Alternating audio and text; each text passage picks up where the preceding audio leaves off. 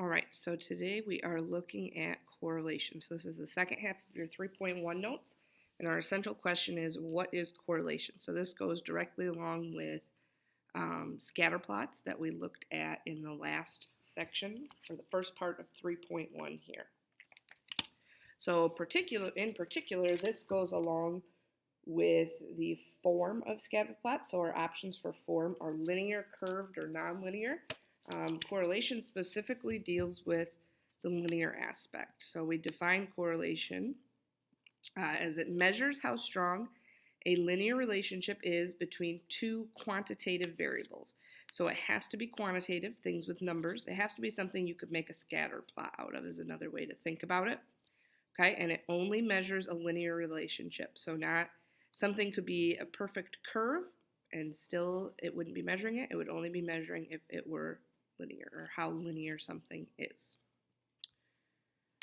All right, a few more notes here then. The notation for correlation is R. So you'll see R equals and then a number. That's your correlation. And correlation is something we are always going to compute in the calculator. If you haven't yet watched the video on how to turn, it's called diagnostic on. It's basically just so your calculator will show the value of R. So correlation ranges anywhere from -1 to +1. So we would have 0 right in the middle there. So we want to look at what this would look like then. So if you have something with a correlation of 0, so under 0 here, I'm going to put just a little scatter plot. So you might have something like this. So there doesn't really seem to be any form here, right? It's just a bunch of scattered dots. So we would say this has then no linear relationship.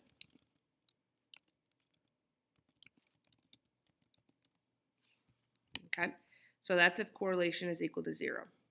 Now, as we move from 0 over to +1, we say that correlation gets stronger. Okay, and if we're at +1, we would have something like this. Okay, so we say that then is a perfect positive linear relationship. Okay, so correlation of 1 is a perfect positive linear relationship. So now the idea is, if we were somewhere kind of in here, between 0 and 1, we might have something that looks like this. So it's still positive and linear, it's just not perfect. So that would kind of be something in the middle there. So let's look at what happens when we move in the negative direction then. So as we move from 0 out to -1, our relationship also becomes stronger. So I'm going to put stronger on that arrow as well. So the idea is that when I'm all the way out at -1, this is also a perfect linear relationship. It's just in the negative direction. So we say that this one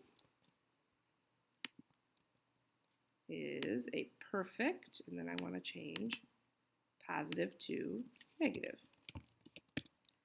Okay, so if you hear that something has a correlation of 0.9, so it's going to be really close to that 1, it's going to be really close to being perfect.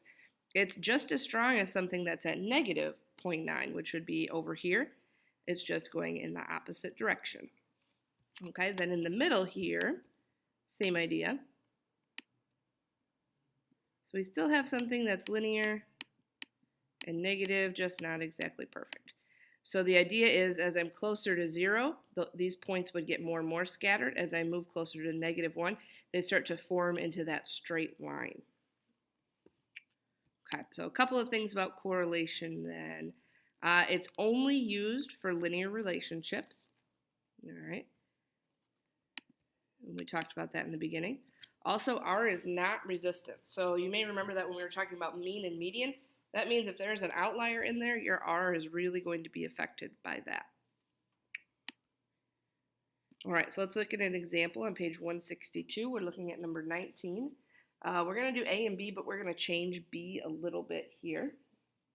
So this is where if you need to pause, get out your book, go ahead and read the problem then, and then come back and see what we're looking at.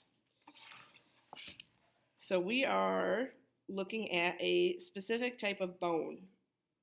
And they say that if there's a linear relationship, that would suggest that all of these bones are from the same species, just maybe some of the animals are younger and some are older, so they're going to be different sizes, of course. But if something is way off, then there might be one from a different species. So what we want to do first in part A is to make a scatter plot. So this is just like we were doing yesterday. You're going to go into your calculator, put the x or the femur length there into L1 and the humerus length into L2. All right, and then go ahead and make a scatter plot there. So go ahead and pause and do that, and then come back and see how you did. So this should be about what you end up with here. So this is just, I just did zoom 9 to set the window. So it's looking pretty darn linear. So at this point, when you look at this, you should be able to determine that your correlation is going to be really close to a +1. This is almost perfect. And in fact, I think if it weren't for this one that's just slightly out of order, that's going to be really, really close to +1. So now you're going to go into your calculators and find the correlation. So if you watch the other video that I have in Google Classroom here, that'll go through the calculator steps for you on how to find correlation. All right, and you end up with a screen that looks like this. Okay, and we're actually going to look at A, B, and R squared in the second half of chapter 3. So the one we're interested in here then is this guy here. So when I look at this correlation, that is really strong. Like we said, it's almost +1, so 0.994. So a really, really strong positive linear relationship between humerus and femur length. Okay, so now if you weren't sure how to get this, go ahead and watch the other video in Google Classroom to make sure you know how to find correlation.